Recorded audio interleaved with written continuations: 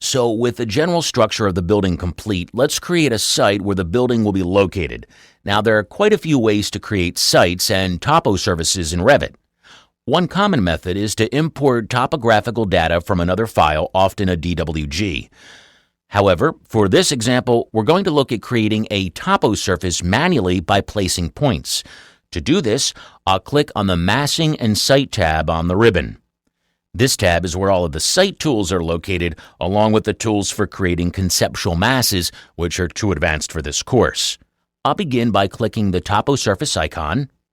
When I do, the ribbon changes over to the Modify and Edit Surface tab.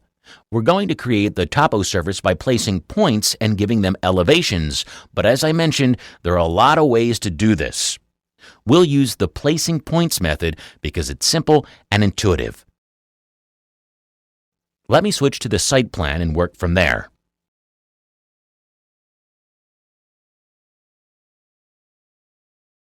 Next, I'll go to the Tools drop-down on the ribbon and select Place Points.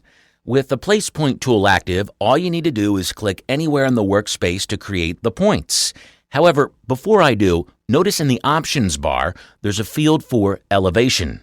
In this field, you can specify the elevation of the points. Elevations can be both positive and negative. There's also a drop-down box in the Elevation field that lets you know what kind of elevation you're specifying. I'll leave the drop-down at Absolute Elevation and enter an elevation value of -6 inches. Now, all you need to do is click to place the points.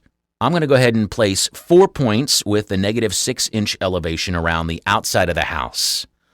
Notice a boundary forms around the outermost points, enclosing the surface. This whole surface will have an elevation of -6 inches. I'll change the elevation back to 0 and add some more points. You can continue adjusting the elevations and adding points however and wherever you'd like.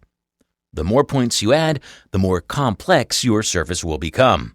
Now, I'm adding points basically in groups of rectangles, but you can add them anywhere. I'm using the rectangular method just for simplicity. All right?